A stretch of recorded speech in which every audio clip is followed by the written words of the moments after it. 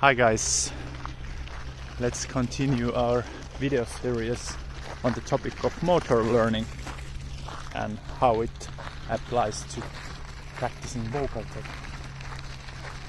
On this video we will discuss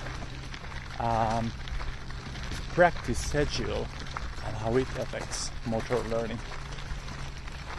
The term as such might be a little bit confusing. I find many of these motor learning terms a little bit confusing. You might get first a little bit different idea what is actually about from what is actually meant about the term. So a few of you might have seen this headline of this video and thought, interesting.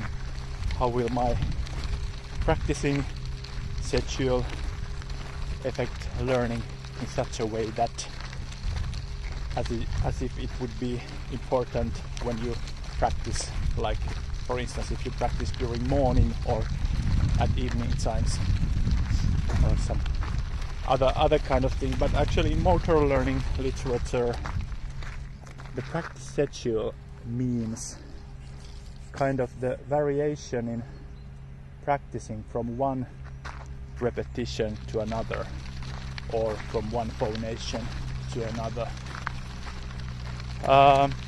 or one vocal phrase to another.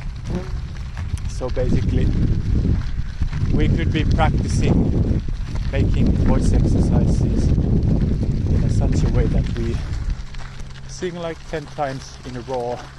We practice one vowel and one pitch in this way. Then we inhale, then do it again. Inhale and do it again. Doing that many times in a row, that would be called blocked practicing schedule. And if we would change from after every vowel or practice repetition, if we do it in a random fashion, that we change in a random fashion there, well, that doesn't actually happen, because it's not totally random if we just change the pitch and the vowel, but it would would be close to something that is called random practice schedule.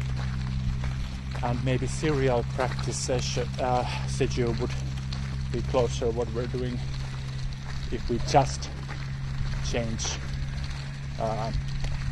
without kind of deciding, without knowing beforehand what we are going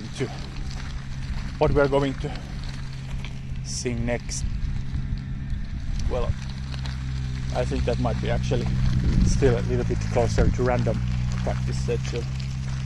Anyways, the idea is that we can practice doing the same thing many times in a row, or then have some variation from one repetition to another. And let's go to the most interesting thing about this, which is that it seems to be the case, according to the research, that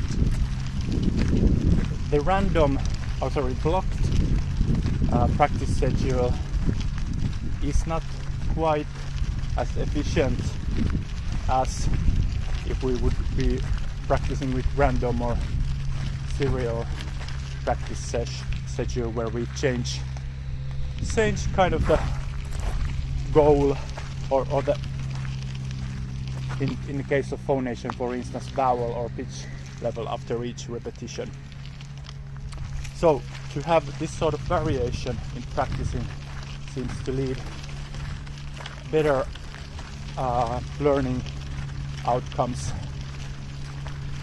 And where this can be most clearly seen, there have actually been some a bit contrasting results in some cases, some studies argue that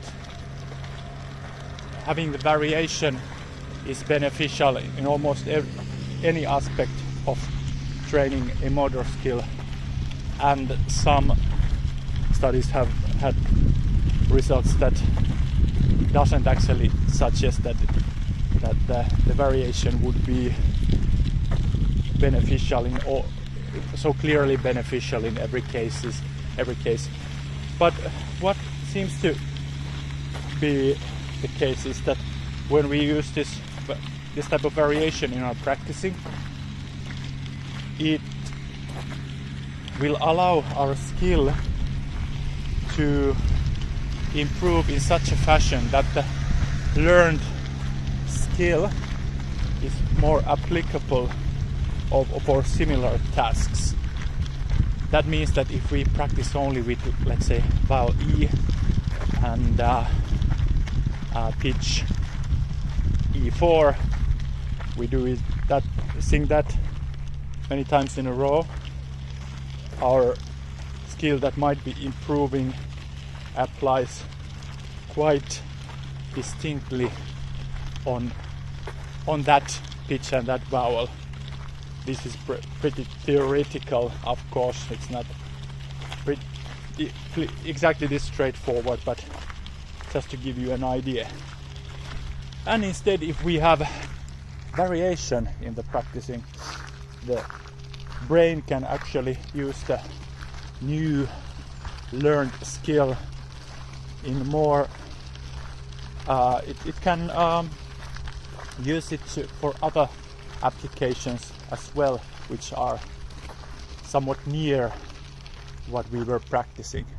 So you could, this is just hypothesizing again, but if we would practice with changing vowel and changing pitch level, it might lead to an outcome where we are able to use the learned skill to sing actually a little bit higher pitch levels that we were practicing, because the brain can kind of transfer the skill to other pitch levels as well.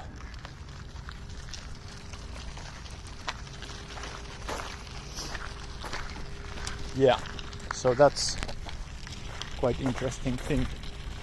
And this is why I find this pretty interesting is because traditionally how vocal exercises have been done is in a way that we tend to use, I'm going to give you the Bond view.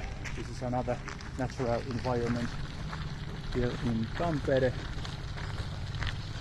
a small pond near to our home.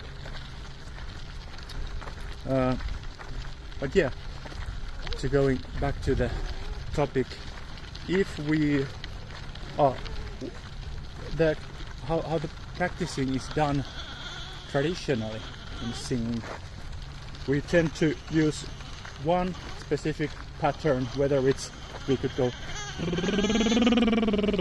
or use vowel whatever pattern we are using, and then we tend to use that same pattern and move after each repetition one semitone higher or lower. So there is very little variation between the repetitions, and at least in theory that might not be the best way to practice actually. So if anything you would take from this video, I would advise you to try get out of your routines a little bit and try out doing the singing exercises. For instance, if you want to use, let's say, this type of melody,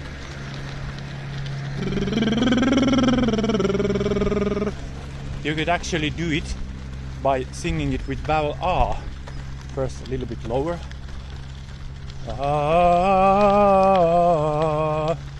and then you might change vowel to vowel E, and instead of going only one semitone higher, choose a pitch that is more higher, like a little bit too high for this morning was. Anyway, I'm gonna push it through.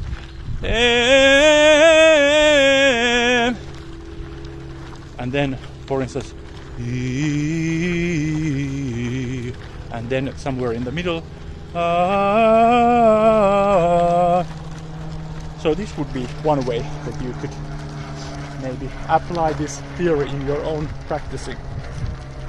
So you could try it out and try it for maybe a week or two, and let me know in the comments how you feel about it. What is good to know about this? This is also according to the research body in the study of motor learning. It seems that kind of the most efficient ways of practicing, for instance using this method that we have discussed on this video, they might not actually give you results or improvement during the same session, during the practicing session. So you might not see like difference between the beginning of your practicing session and the end of your practicing session. The blocked practicing schedule actually seems to show you some improvement during the practicing session. However, the improvement that you see with the blocked practicing schedule seems to diminish when the day passes through, and so the skill that you feel you might have acquired doesn't actually stick, it doesn't stay. And when these things have been studied, it's been noticed that although the blocked practicing schedule might seem to give you instant results, when the kind of the remaining of the skill is tested afterwards, let's say after a couple of days for instance, it seems that the blocked practicing schedule doesn't beat this random or serial practicing schedule where we have more variation. Instead, well, some of the studies that have shown that have suggested that the variation actually, with the practicing with variation, the skill improvements are higher when measured afterwards, for a specific period of time. But this is not as clear because there have been some contrasting results between the studies. However, what I already mentioned, which is actually better with the variation, is that the brain is able to apply the same skill or the same improvement in your skill with wider range of things. For instance, in case of singing, that might be something like being able to use the same skill on a wider scale of pitch levels. So that's another interesting fact. I think I have to be finishing my video, and I try to get Oliver to sleep. I hope still you find this interesting. If you did, subscribe and like. See you on the next video. Bye.